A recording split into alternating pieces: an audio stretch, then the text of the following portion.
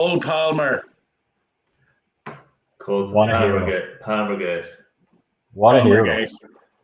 You have to start it there. Palmergate, possibly the greatest transfer in our fantasy league ever. Gary. Well, the greatest one ever was on the last day of the season last year. Gary. That wasn't a trade, though. That was a straight transfer. This was collusion of the highest order. Yeah. Collusion of the highest order. What we had was about 2 minutes before the deadline, the window closed shut, trade between Gary and Dermot. Cole Palmer for Adama Traore. Tell us how that conversation went, Gary. Yeah, Gary. Oh, and he's gone. Wi-Fi is fucked. So, Dean, I guess it's just me and you. Yeah, talk to me about I want to talk about transfers, trades, all that jazz. Yeah, so myself, who was it? Oh, yeah, so it was a couple of weeks ago, and obviously it was the Cav Bowl.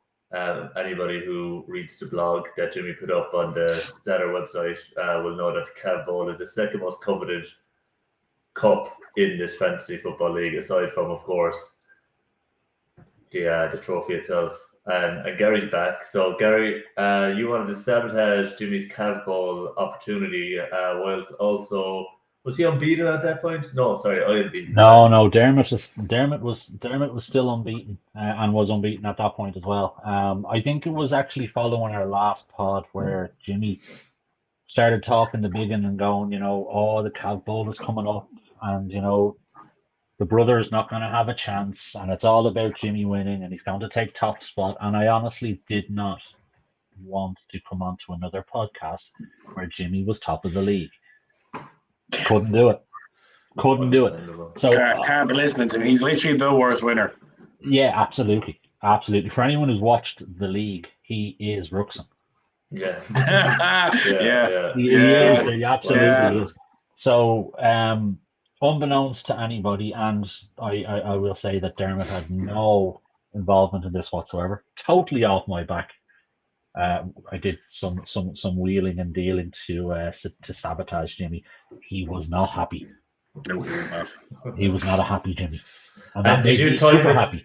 Did you time it purposely towards the very end of the window closing so that Jimmy would be able to retaliate, or was it just like a last minute thought process that you had? You were like, that was planned. Oh, right. You had this locked and loaded and ready to go. Oh, yeah. This conversation had happened about 2 hours before the window even closed. Like this was early morning Saturday cartoon shenanigans going on.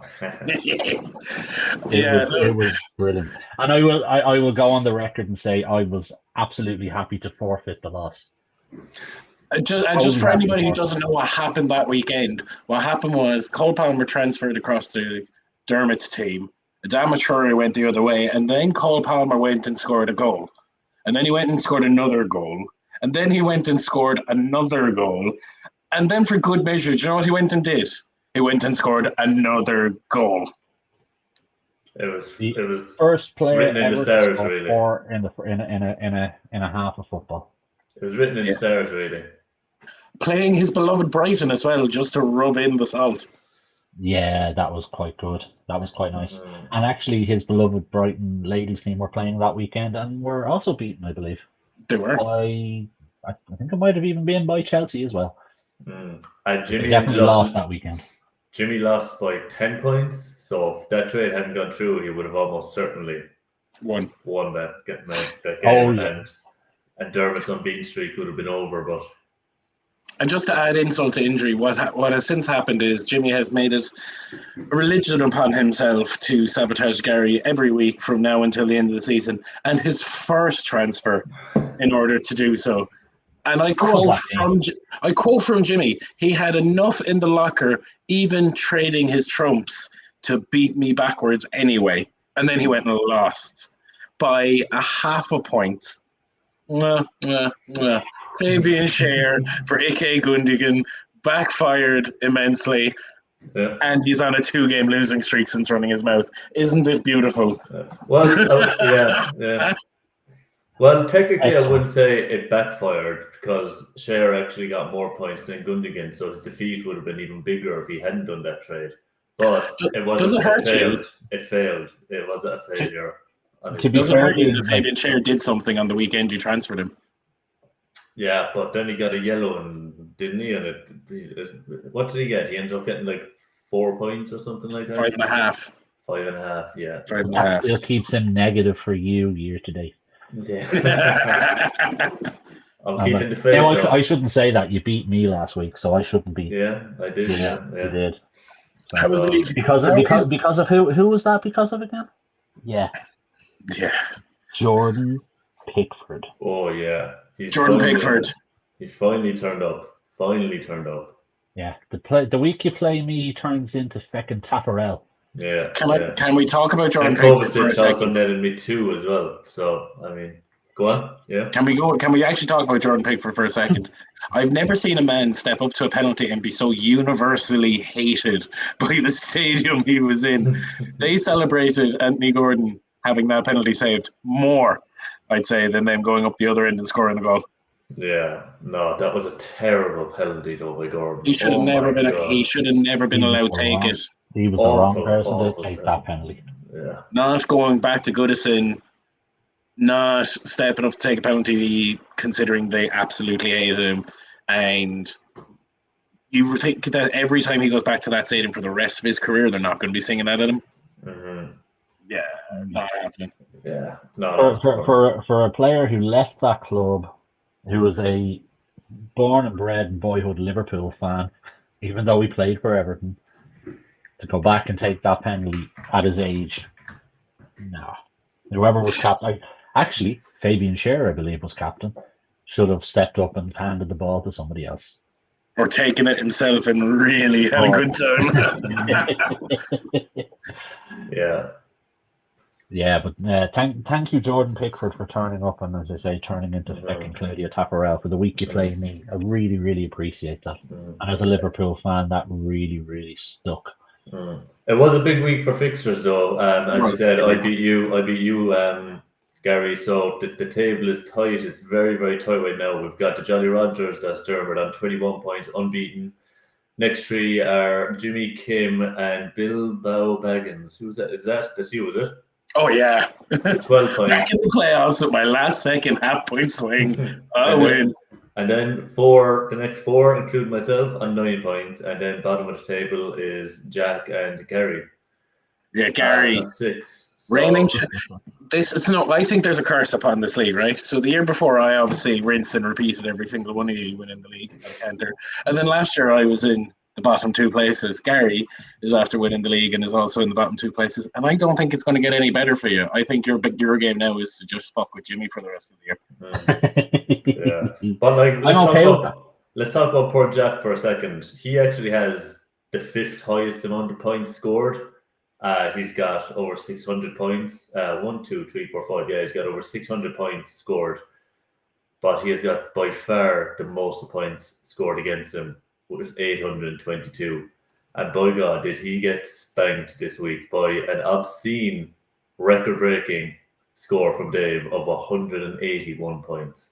That was absolutely bananas. Yeah. Record high score for the season. And there wasn't even a double game week or anything. Usually those kind of that kind of score, it happens on a double game week. Yeah, that happens later in the season when you've got a double Erling Haaland or a double Mo Salah or one of the big boys. It doesn't happen first weekend of October and putting a cricket score up in a lead.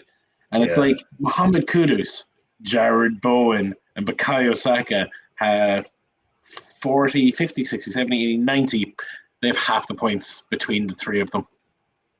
Those 3 on their own probably would have beaten a lot of teams last week on their own. Yeah. And let's also as well acknowledge the fact that Kufel got 0 points. Nunez, also starting, got 0 points. And Jackson and Calvert-Lewin got him 5 and 4 points respectively. And he still managed to put up 181 points. And he left Brendan Johnson on the bench. Yeah, and Cunha for Wolves, who also got him 16 points. Now, obviously, they're on the bench, so they still get half points. But I mean, so if Dave was awake, he could have broken 200 points last week. He could have broken 200. Yeah. It's been a while since we've had a 200 breaker week. I think it we're was talking you. a couple of years. I think it might have been you, John, last year that maybe broke 200. Not last season, possibly the season before. Yeah. That was a good run. That was the year. That was my Everest. Yeah, that was a good year. And then we have the what else is there? Draft Punk and my Ross shoots. Joey Dermot won with 72 points to 63. Another close enough game. There's definitely some decent results out there this week. It's after closing up, but like there's only 6 points between second and last place. At this point in the season, I can't remember a table that's been so tight. No, everybody's very awake this year. Yeah. Everybody's very normally what happens. It normally takes until like the November international break for the shithousery to start. Mm-hmm. This is it normally takes till like the November. The table's starting to settle. People know where they sit in the lay of the land. We've got 6 weeks in, and the shenanigans have well and truly begun. Yeah, I was proposing trades with you. People start running their mouth, and I will bring them down with a good and well placed banana skin. And Kim wouldn't trade with me, even though I was playing Jimi this week. She wouldn't do a dirty deal with me. Well, speaking of which, I'm willing to offload Enzo. I think I'm at the point now where Enzo and Mainu, Jack, if you're when you're listening, Enzo and Mainu are officially up for sale from my team. Interesting. Enzo Fernandez and Kobe Mainu could both potentially be up for grabs with the right. Interesting. With the right business. With the right business. I'll let that sit with you. Quietly, myself and Dean are looking at our gone straight to their teams. Squad's gone. Who can we trade? Let's see. What's Enzo done this year so far? He's been wonderful. 29 points so far. Yes, wonderful. You can keep that. Yeah, you're not really selling us, John. You're not selling us. I'm just saying those two boys are up for sale. So Mainu as well, yeah? Mainu and Enzo are the two that are willing to go find new homes. Would you consider a Rodri? Would I consider You haven't dropped him yet. Or maybe... I mean, there's not a lot, I'm not going to He's not going to play football this season, and there's plenty of players still sitting on the hit list. Like, I have 2 options that I'm looking at, but I'm going to wait until after the international break to pull the trigger on anything. But I have 2 fellas in my crosshairs. Mm-hmm. Yeah. I have somebody in my crosshairs as well. I am considering dropping Rodri, but considering he has to go. No, I was burned on this before because I did this with KDB about 3 or 4 years ago when he did his cruciate. Yeah, but he's going to miss the season. Yeah, but I can just so this is part of the double-edged sword that is the subs. Yes, and I am comfortable leaving him there. Yeah, for half points. On the off chance that he comes good in the last 2 months of the season, where it really matters. Yeah, but if you're going to do that, drop him and even take him back a month beforehand so you don't have 8 months of torture. I don't know why I'm telling you how to fix your team. This is terrible. I'll do that, but then, somebody might just decide to take my. And then they'd be stupid because he's not going to play football this year. Gary, come on, you're better than this. Dean, are you still Martin Dubravka on your subs bench?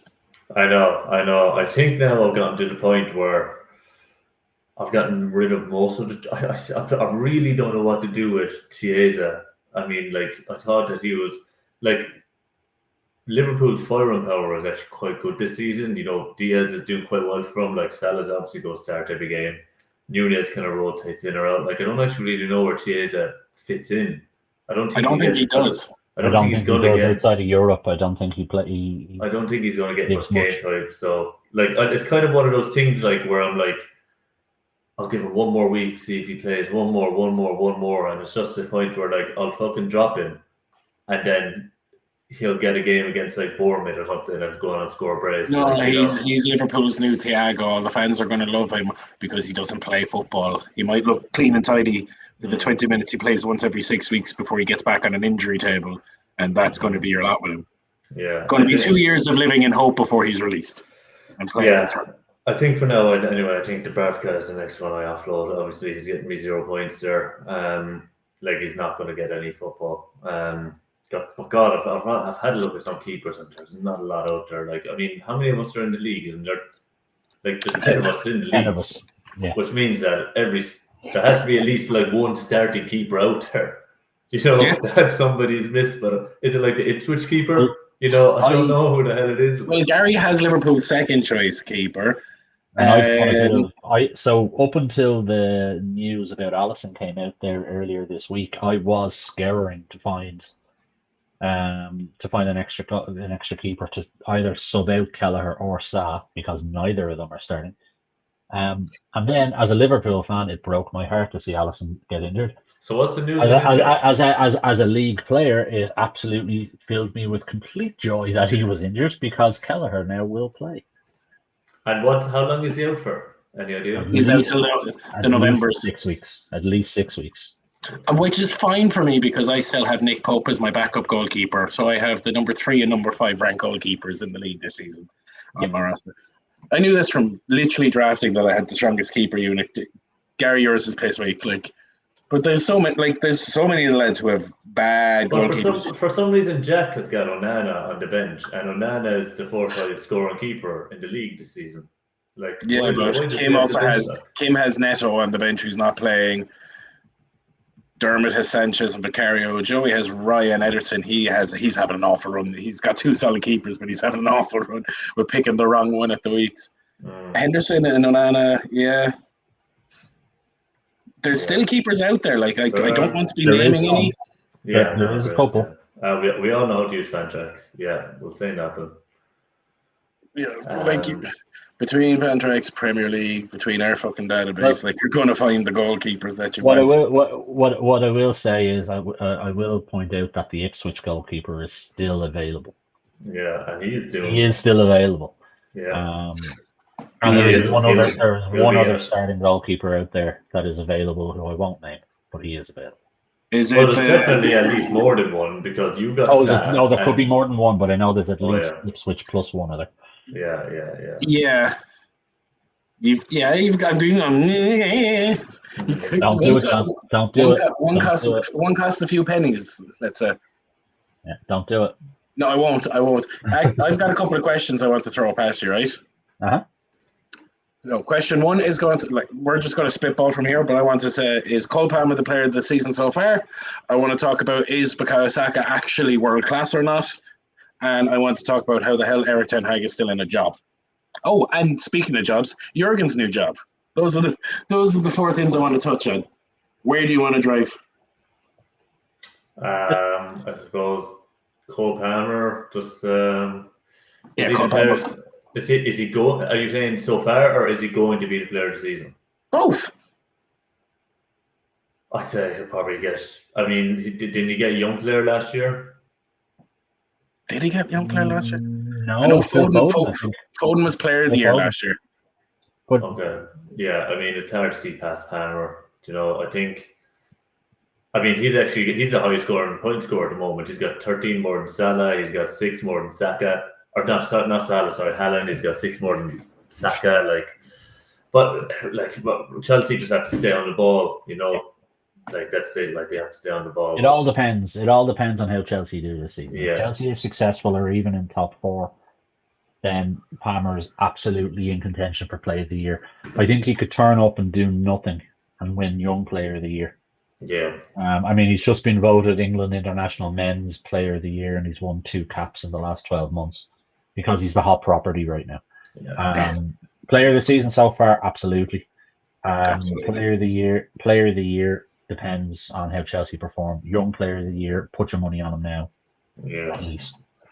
Yeah. He has been class, and I think if Chelsea have a successful season, it's because he'll have a successful season.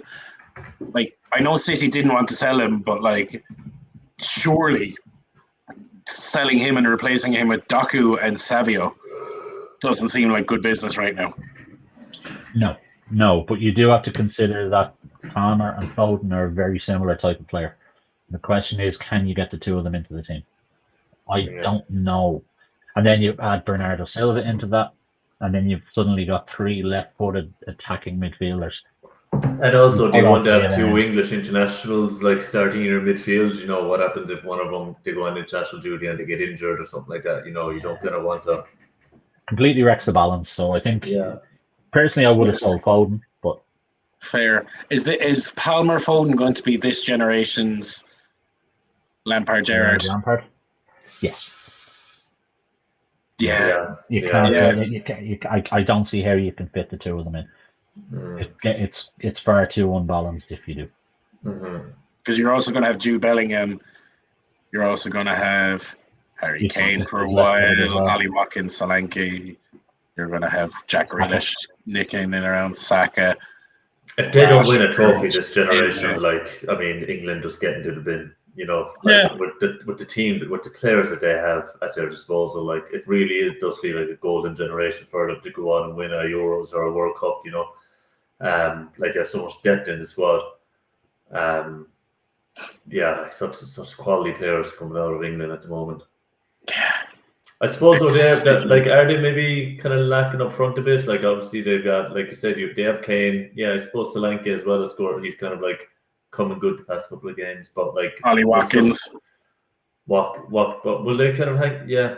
I think that's where there's 2 areas where England are lacking. It is that up front and possibly centre half as well. Yeah. I mean, John Stone's as good as he is. Would you call him world class at that position? No. To go back, as a segue into your next point, John, around Bukayo Saka, is he world class? Yes, on his day. I don't think he's consistent enough to be called fully world class in that. When we talk about Mbappe, when we talk about Bellingham, when we talk about Vinicius Jr., I know they all play for Madrid, but they're the 3 that you can kind of think of straight away. Is he at that elite level? No. Yes, he can do it against Brentford away in the league. Fine, brilliant. Can he do it in a Champions League semi-final against PSG or Bayern Munich away from home when Arsenal are, up against it? Questionable. He's been great in the Euros for England. Has he been world class? I would argue no. I feel like the pressure gets Yeah, he is young. Young. I have no doubt he will eventually get to that point. And you know what? I think missing that penalty 4 years ago in the Euros, I think that might have left a scar on him. That's going to take another few years to kind of show his backs against the wall. I think that maybe it might have a bit of a mental block for him, but I think you can get at him. I think you can get to him if you're an old school type defender and you get stuck in quite early. Then he's easily wrapped. See, this is the thing, right? I disagree with that point. That's where I'm going to disagree because he's a little scut. Like because he's English and he's got the big smiley head, nobody actually pays attention to the dirty side of his game. Like he loves a tactical foul. He loves, cutting inside and tripping over his own heel. But like I'd say if you were to look at his tactical foul numbers, they're up there. Like Arsenal are the masters of the dark arts in the Premier League. It comes from their front line out. But every player in that position loves a tactical foul. Yeah. And like the thing with Saka as well, Luis Diaz loves a tactical foul. Yeah, like he looks like there's nothing of him there. Yeah, but Diaz has the reputation of being a bit of a rat. Like, do you know what I mean? Diaz has that reputation. It's like he's kind of a terrier, probably a bit more than Saka, to be fair. But he's known. Yeah, he'd be like he's rampant rather than Saka, who's like.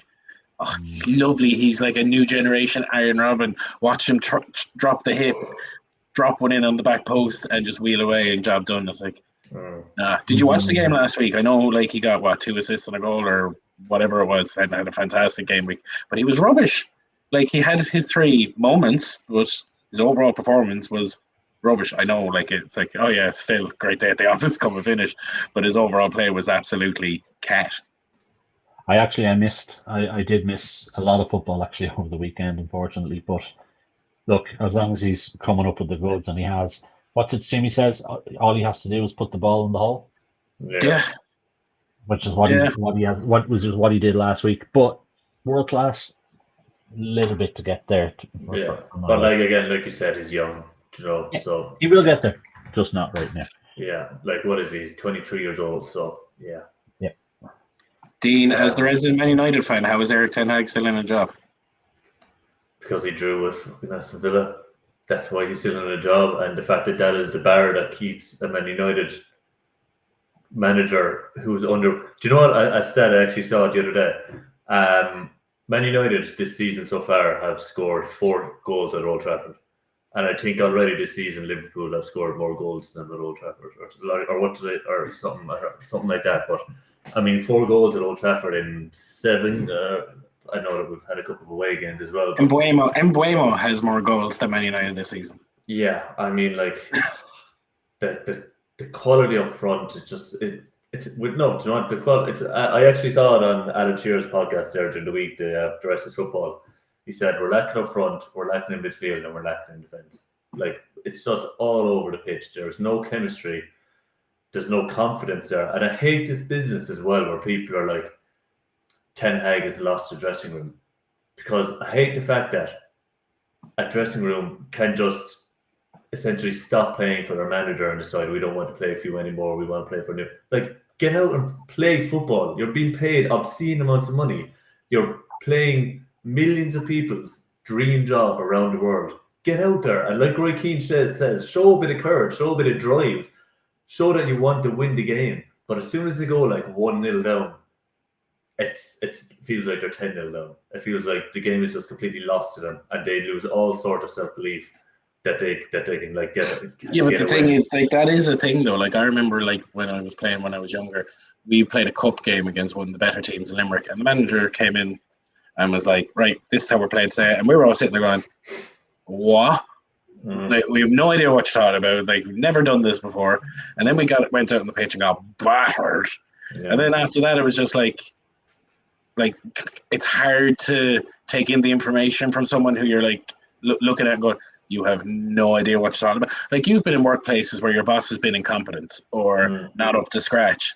And eventually what happens is you're like, yeah, I'll do my job. I'll do what I need to do. Not the best I can do. It's psychology, regardless of the money.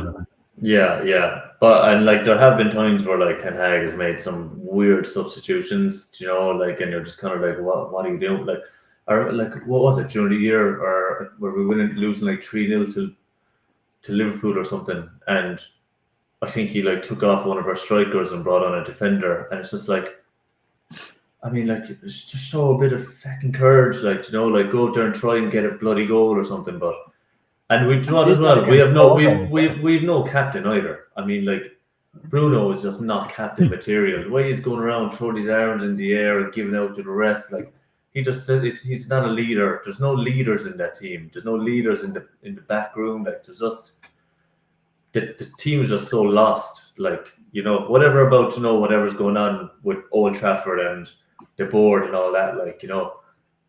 But the squad is just so lost, and they just don't instill any confidence in you at all. Like, myself and Dave, every year, Dave, who's also in the fantasy league, say, this year we're going to go over to a match at Old Trafford.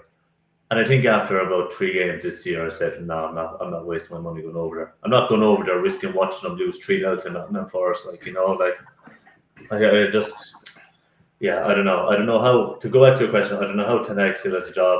But who do we get in? You know, like, I mean, Tuchel is there. Apparently, we haven't approached him. Mauricio Pochettino is signed for the United States. Like, Zidane's never going to come to United. And you know what as well? I know that when they say that, obviously, Ruben Nistelrooy is on the sideline. But if Van Nistelrooy takes over, say, Ten Hag, he's going to destroy his managerial reputation before he even gets off the ground. You know, but it's like not the same thing as doing Ole Gunnar Solskjaer after Mourinho. It's the exact same thing. Going, cool, we had an authoritarian style manager, and now we're going to bring in someone for vibes.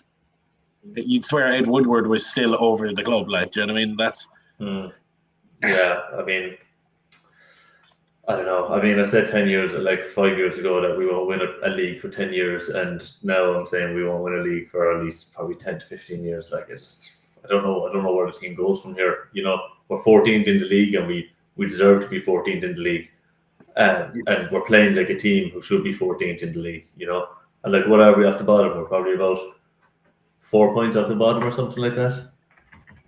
Yeah, it's not great. Well, from relegation anyway. Let me see. We're on 8 points, and yeah, we're 5 points off relegation. Like, I mean, So, like, the odds of the next Man United manager are. I mean, do you want to guess the top 5? Gareth Southgate. Tuchel, Van Nistelrooy. I'd say Van Nistelrooy is probably favourite. Tuchel, Southgate. Southgate, yeah. So Tuchel is currently favourite, Van Nistelrooy second, Southgate third, and the next two? Graham Potter. No. Ole? No, he's 10th on the list. No, like those two were in the top 10, but not in the top 5. Mourinho's not on the list, and he also just went to Fenerbahce, remember? He did. I'll tell you the other two. Go on. They're Michael Carrick and Kieran McKenna. Kieran McKenna, Ipswich. Yeah. I wouldn't mind him, because I think if you're a Man United fan, if Kieran McKenna comes in, you've seen the way he sets up his teams. Ipswich do play good football, and he seems to be very tactically astute and have a very good reputation. Ineos could sell that as he's not getting sacked for 3 years by hell or high water because we believe in this young coach, and this is going to take a long time to fix this. Yeah, but the risk you run there is coming into a squad that's full of ego. Coming into a squad that has players like Fernandes, like Ugarte, these lads, like Anthony, these lads have massive, massive egos, and they're going to turn and go, who's this lad? He's done nothing in football. Yeah. I'm worth 60, 70, 80 million. I'm not going to listen to him. Yeah. And that seems to have been a problem with United over the last couple of years, where managers have come in and have not been able to assert their dominance, for the want of a better way to put it. Now, Ten Hag should be able to do that now, because the squad that he's put together is based on the players he wanted to bring in. And he's done plenty of it in terms of Ronaldo, Rashford, Casemiro, Sancho, fucking Mason Greenwood. Like, he's dealt with all the problems that have fallen his way in his first 2 years very efficiently and sternly, by the end. But I honestly think he's been found out. I don't think he's as good as. He obviously has to have some sort of tactical awareness. He won the league with Ajax, and he went on a deep run in the Champions League, albeit in a weak Champions League year. That was the year that Liverpool won the Champions League against Tottenham. But he's been. Well, I think Ten Hag is a Spurs coach. A Spurs coach? I think he's a Spurs coach. I think he'd be a wonderful Spurs type coach. It's like, we'll be thereabouts. We could have a couple of good runs in the cup. If he stood there as a Tottenham manager and went, "There's my Carabao Cup trophy," nobody would bat an eyelid at that comment. Yeah, I actually think he would be well suited at a club where they develop players from at a youth level, bring them through the system, all the way through into the first team. I'm not gonna say he's better than Arne Slot, because Liverpool have won 7 out of 8 games, but I feel someone like Ten Hag could potentially do quite well at a club like Liverpool, where the youth setups are actually done really, really well, and you have a consistent level of production out of them, because then you're not dealing with ego. Now, but United have that conveyor belt as well at the moment. Yeah, but they have that conveyor belt at the moment, but who's playing in that team? Manu? Yeah. That's about it. Manu, Garnacho. You have Harry Amas coming into it. Yeah, I'm not talking about players coming in, John. I'm talking about players in the squad. Established, yeah. Like, if you look at Liverpool have Trent, they've Kwanzaa, they've got Curtis Jones. Harvey Elliott is young enough that he came through the youth squad, the youth set up at Fulham. Johnny Evans. But Johnny Evans, 36, 37, you can't count him. The man, the myth, the legend. Tom Heaton, another hero, Yeah. Who have gone on and won things at other clubs. Yeah, totally. So, yeah, we know. Speaking of perennial winners, Jurgen Klopp. Yeah, he got a new job. A nice job. Very, very nice job. But the Dortmund fans are really, really not happy about it. Not happy at all. No. Don, do you want to give us a lowdown for those who don't really understand why they're not happy about it? Gary. As the resident Liverpool man in the room.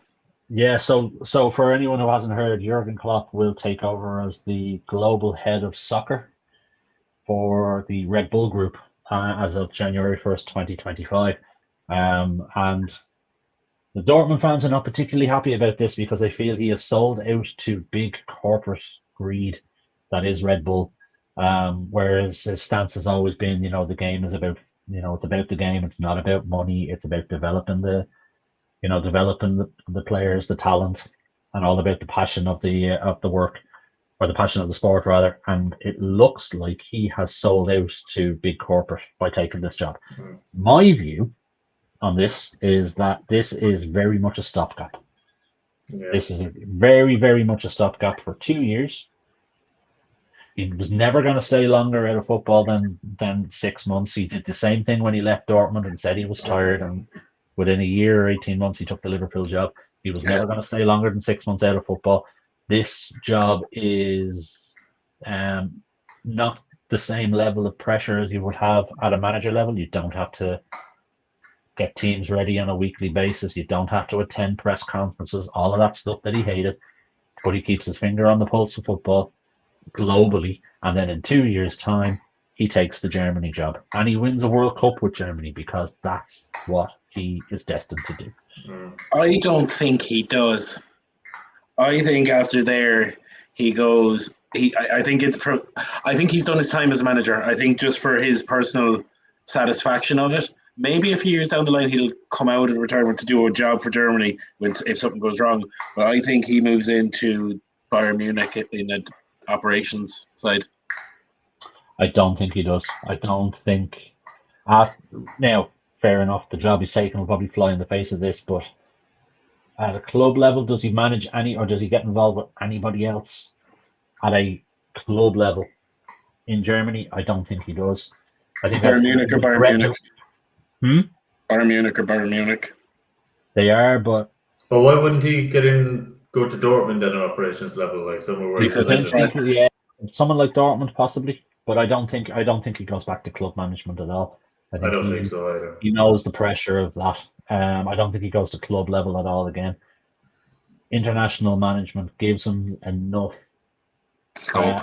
It's enough of a taste of management without the same level of bullshit around it. And bullshit around it that you would have at a club level. He still gets to be on the sideline. He still gets to work with players at a very, very top level. But he also gets to spend a lot of time with his wife and his family as well outside of that. So yeah. Then 2 years' time, Jurgen, manager for Germany, on the sidelines, winning the World Cup in a penalty shootout against England. You heard it here first. Yeah, that would be beautiful. Yeah, like I don't. I mean, like, just give a bit more context as well as to why, like, Dortmund and just people in Germany aren't happy about it either, is because all the clubs in Germany are owned by the fans, whereas obviously Red Bull Group, all these clubs are owned by a corporate entity. So there's obviously a lot of pride in Germany the way the clubs are run over there compared to England. Oh, they're wonderfully run. Yeah.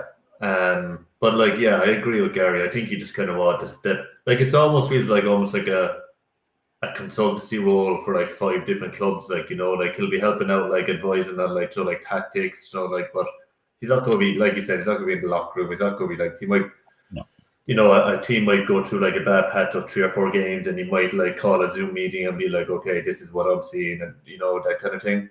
But yeah, like Gary said, I think that's very much just a way for him to get back involved in football from the comfort of his own home, really. What it has done is it has saved Pep Linder's job at Red Bull Salzburg. Yeah, because he's not going to former Liverpool assistant manager, part of Klopp's. And another thing you keep seeing people as all going online be like, money talks, money. Do people forget that this guy is a multi-millionaire? Yeah, I think he gets to a point where the money isn't about it anymore. Yeah, if you go to Saudi for 250 million, okay, well then obviously there's money involved. But I mean, he'll be getting a massive salary for it, obviously. But it's not. He's not going to be able to do anything that he can't already do with his money. I think he just kind of probably missed the football a little bit, and kind of is getting the itch, and just gave him an opportunity to get back involved in Yeah. in some capacity. He's done everything at club level. He's won his national championship. He's won the Premier League. He's won the Champions League. Mm-hmm. Multiple domestic cups. Multiple managers of the year. What else is there to do What else is there for him to do at a club level? Yeah, and International like manager. I think as well, like a lot of these like managers, like it's like a lot of managers get a lot of stick. Like you saw, like when Mourinho went to like Spurs, and you see fans giving out about like club loyalty and all this, but like a lot like They were fired by the other club, so fuck your loyalty. It's like you're forgetting that like a lot of these managers a lot of time are sacked by these clubs, like, and like these are like football men. They want to be involved in football, and when an opportunity comes up for a big club who might have been a previous club's rival, I mean, like you just have to kind of like It depends on what the relationship was. It depends on what the relationship was. Like Klopp. I mean, like Klopp is never going to come to United. Everything is unacceptable. Yeah, but and like he would never do that. Like, yeah. You know what I mean? There's certain lines you don't cross. Yeah, and he wouldn't do it to another club in Germany after he wasn't sacked by Dortmund. He left Dortmund. Yeah, he left on really, really good terms with Dortmund, and albeit that soured a little bit by him taking the Red Bull job, but he still has that graw for Dortmund there. You can see it. He was involved with Dortmund for a testimonial match there after leaving Liverpool, and the fans welcomed him as if he was a hero, like he was the second coming. Yeah. And I guarantee you, if he was to do that again, even after taking the Red Bull job, he would be welcomed with open arms. That's why he would never go to Bayern Munich. Even if Bayern Munich are Bayern Munich, that's like saying Man City are Man City. Would he take the job after Pep goes? No, absolutely not. Yeah, no, I agree. Yeah, well, that's a lovely segue, by the way. Might I add? Because speaking of City and another club, I don't think they're going to be in the Premier League to be managed by Jurgen Klopp anyway. After the revelation during the week, have we seen this? Have we seen the comings and goings, the public knowledge, the release that they got one of their many charges thrown out? We did. I seen it was basically that the rules put in place by the Premier League were unlawful and in breach of competition law. Yeah. What I found really, really strange about this was that both Man City and the Premier League took this as a win. Man City, understandably, because the charges that were against them for this particular piece, and it was, for anyone who doesn't know, it's specifically surrounded to sponsorship deals with Etihad and another Abu Dhabi-based business linked to Sheikh Mansour. And the Premier League blocked the sponsorship deals on the grounds that they were associated parties. The Premier League and Man City went into a legal battle, and courts found that the Premier League were in breach because it breached competition law. What they did say was that the overall plan of associated party transactions is sound. There was only a few minor tweaks that needed to be made for it to make it fully lawful. The Premier League are taking that as a win. Man City are taking it as a win that the charges were completely thrown out against them. And I've actually written to all 19 Premier League clubs, apart from themselves, obviously, to say we were right. Leave us alone, essentially. It's very interesting, though, to see the clubs that actually voted alongside City. Newcastle being one. Naturally. Chelsea and Aston Villa were the three clubs that voted in favour or voted alongside City. Liverpool and United were two. Sorry, it wasn't Villa, it was Everton. My apologies. Villa actually voted the other way. They voted alongside Liverpool and Manchester United against the associated party transactions. It is, because the associated party transactions is like, I buy a football club. Then I hand Gary €100 and go, Gary, I'd like you to sponsor me €100. Yeah. And that's what associated party transaction is like. I can't put it in here basically, so I'll give you the money to give back to me under the return of sponsorship. Yep, and I have no issue with that. I have no issue with somebody who is a businessman who owns multiple multi-million pound businesses, no problem at all, using some of that money from a business to sponsor a football club which he has just bought.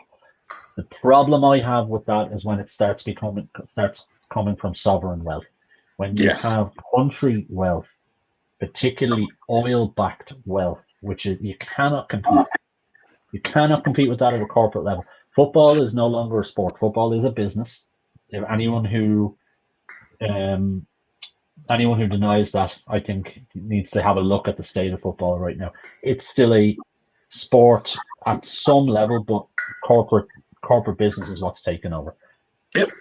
Once you start putting in Saudi Arabia with their unlimited billions to be able to sponsor Newcastle and do what they like, or Abu Dhabi doing the same thing at Man City, it becomes completely uncompetitive. I mean, who wants to watch a Premier League where it's Man City 1, Newcastle 2, or Newcastle 1, Man City 2 every single year? It gets boring. It gets absolutely boring. Yeah. And uncompetitive. Now, the only thing I would say is Ireland have an awful lot of Apple dollars swimming around right now. I wonder if there's a football club where they can go and invest that money in. Well, if anyone in the government is listening and wants to, sponsor St. Patrick's Athletic as my favorite local team, I'm sure the guys down at Richmond Park will be only too happy to listen to any sponsorship options that are available.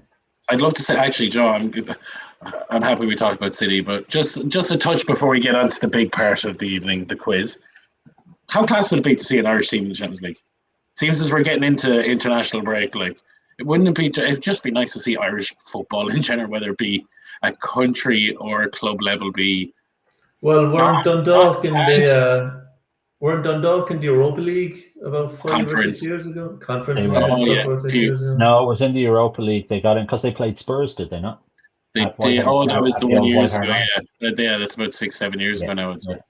So at the moment we've got So Shamrock Rovers are in the Conference League. Got a really, really good result against Apoel there last week at home.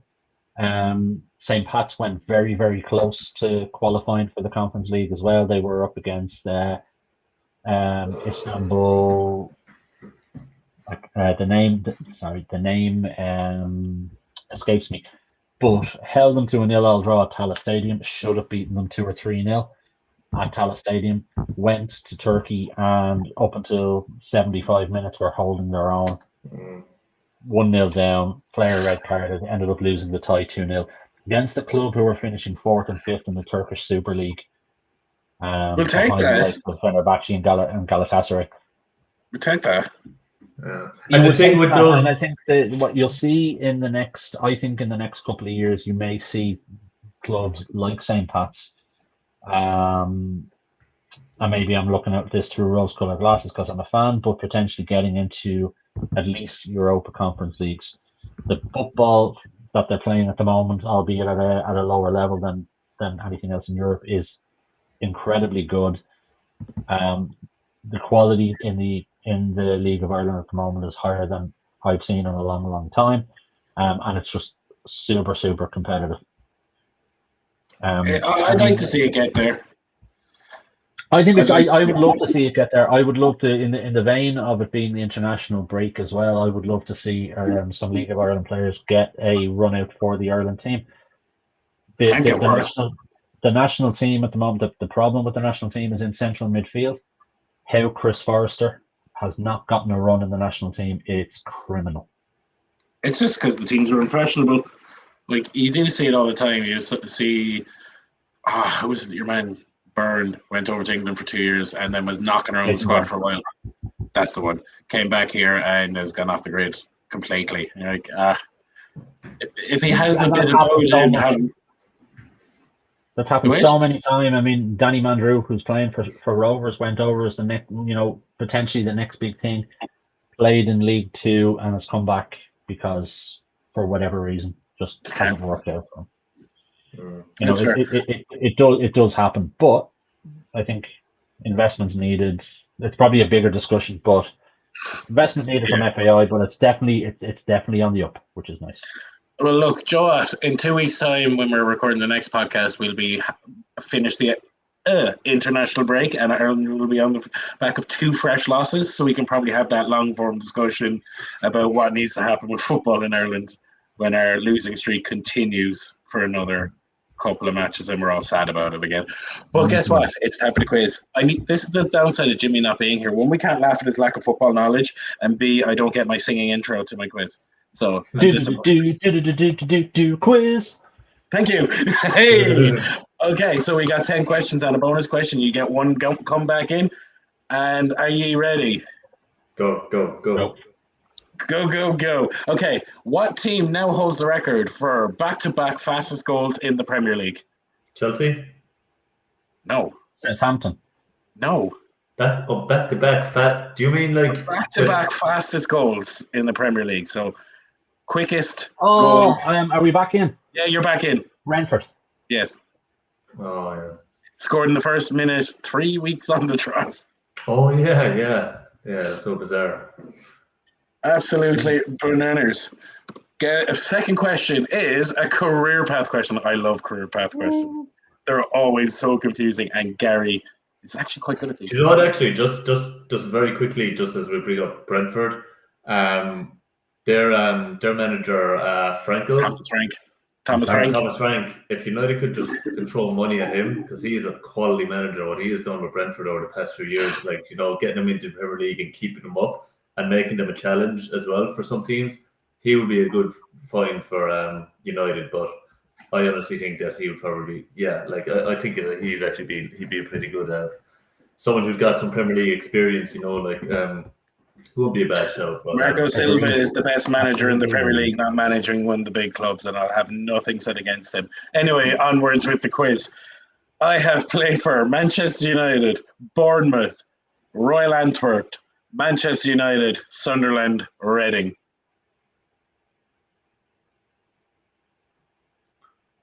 Can you say the first? Kieran Richardson. Say the first 3 again.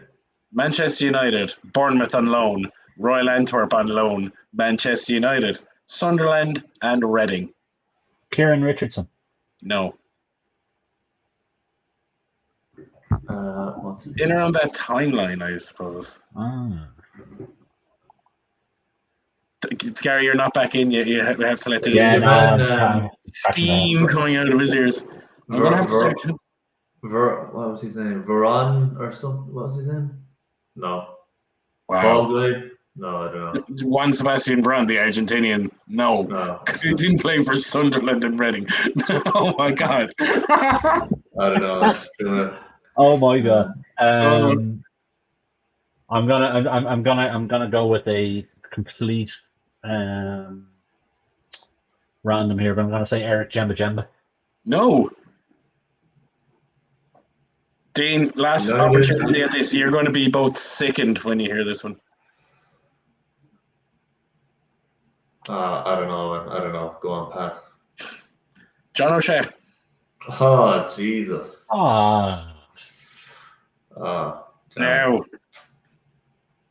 Right, question 3, and it's 1-0 Dean. Which Premier League team has the most yellow cards this season? Chelsea. Yes, 27. Oh, Jesus Christ. After the debacle that was against Notts Forest. That's Nottingham Forest did it again. That's scandalous game. Yeah, shocking. Who is the highest scoring defender in Statrdraft this season so far? Highest score? Oh, so not Trent? Goals. Like, it's Trent. 3-0 Gary. Jesus. Shit. I was thinking, Come on, Dean, you're going to have to get sharper, snappier. I was like, it can't be that easy. Surely. Yeah, it was one of those ones. So obvious that you could have overthought it. Right. Question 5. Which Premier League team plays their home games at Portman Road? Ipswich. Ooh. I'm going for a full house here, lads. You're going for a full house. I had a good week. I'm going for an absolute. This is Dave level as a spanking going on right now. Yeah, this is. Are we going to call it pulling a Dave? We're going to call it pulling a Dave. I'm sure he's going to find that very nice. Anyway, which Premier League manager has overseen the most games?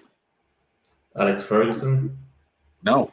Are we talking current manager or overall? All time. Of all time? Wenger. Yeah. Wenger. Oh, man. Gary is going for his clean house. Dean, you have to sign them sheets on him. Like, right. Which defender has won the Premier League Player of the Year twice? Vincent Kompany. No. Oh, defender. Okay. Player of the League. Vidic. Dean has soiled the sheets. The quiz is definitely going to Gary, but I don't care. No clean sheet. Right. Who holds the record for most goals in consecutive matches, netting in 11 straight appearances? Jamie Vardy. Yeah, Dean got there first. Oh, is there a comeback? So we've got 1, 2, 3, 4, 5 against 1, 2. 5-2. Dean, you need to have a clean sweep for the rest of this to level it up and get us to a bonus question. Oh. Who holds the record for the most consecutive Premier League appearances, playing in 310 straight matches for 3 different clubs between 2004 and 2012? Gareth Barry. No. 2004 and 2012? Yep, played 300 straight games. For 3 different clubs. Across 3 different clubs. 2012, that would have been I think 12 years ago. What positions are most likely to be able to start that many games unchallenged? I know the position. Oh, man.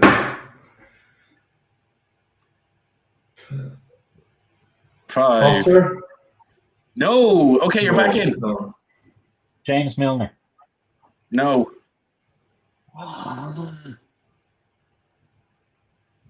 It gave you a hint, Gary, and you still went to the complete wrong position. Fuck's sake. Fuck. Oh my god, I know the position too. Of course, yeah. That's the position. Yeah, that kind of gave it away. Yeah, I'm just trying to figure out who now. Dean, if you get this, there is a chance to level it. If you don't get this, Gary has officially won.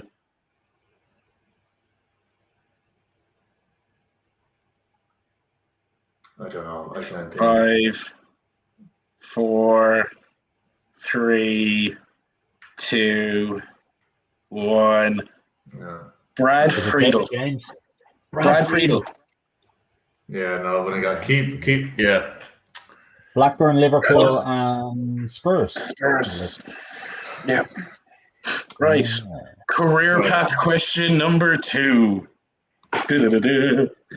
I have played for River Plate, Corinthians, West Ham United, Liverpool, Barcelona, Hebe China Fortune, and Estudiantes.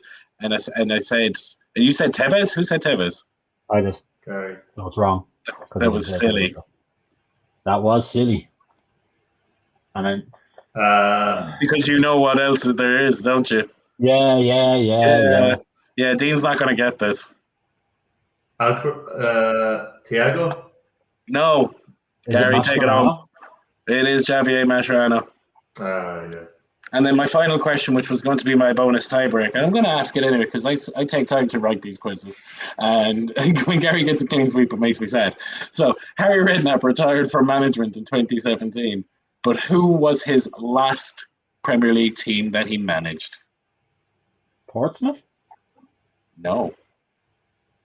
Harry Redknapp. Harry Redknapp. Spurs? No. I don't know. It wasn't Spurs and it wasn't Portsmouth. I managed 2 clubs after Portsmouth. I feel like it was probably a championship club. It's rare that something stumps me. This has stumped me. Sunderland? He managed one club after them. They were his second last club. So who did he manage after Sunderland to wrap it up? Ipswich? No, and now you're done. Gary, you're back in. Have your second crack. Something's telling me West Ham. No, it is Birmingham. Sorry. Really? By order of the Peaky fucking Blinders. That must have been a period of football where I was asleep. Harry Redknapp not remember that. out the windy. Right, before we wrap, I have news. So, as you all know, and those who have been following the journey thus far knows that we have been working on our interface as of late, and it's looking pretty, might I add. You boys have seen it. It's quite seductive. It looks very slick. And we're going to be down in Cork on Friday doing some bits. So, with that in mind, we're going to be giving away an all signed football jersey this Friday. Ooh. So, who is it? You're not going to be happy about it, but he is a stalwart of the Bilbao Baggins team this season. It is Marcus Trent Alexander-Arnold, and I don't know. That's all right. It's Marcus Rashford. Do you know what? I'm going to get. Nice. Do you know what? I'm going to make that my mission this season to get some Trent merch to do as a giveaway, just to have it just dangling there right in front of you. Like, look at what else you can't have. Look at this. Yeah, you can't have Trent on your team, and you can't have his socks because I know that's what you'd want. Nice, very very nice though. Rashford signed jersey. Rashford signed jersey. Well played, sir. Yes. And all people have to do is join the go head on over to the website, join the waiting list, and then on the social post that will be there on Friday morning, the usual, like the page, like the comment, and leave it, like the page, like the post, and leave a comment of your mate who is possibly the shittest fantasy football player in your league, or just your friend that you enjoy talking fantasy football with. That's fairly straightforward, fairly easy competition. Tag, comment, like, and share. That's very very easy. Happy. So easy, even Dean could do it. And Dean's definitely go. Do you know what? If Dean ever wins the league, I'm going to call it now. I will get that initials # Dean going to win the league on my big toe. I will hold you to that because we're going to be playing this league for many years. So eventually, you're going to have to get that too. It's never going to happen. I will get the initials of Dean's going to win the league on my big toe. Let's talk transfers after this. Let's talk transfers. There's a Cole Palmer. There's a Cole Palmer available. I would do it just to see that tattoo. I might have done a stupid. Yeah, I'm gonna go home. I'm going to bed before I say anything else stupid. Right. On that note, peace out, lads. Good luck, gentlemen. Always a pleasure.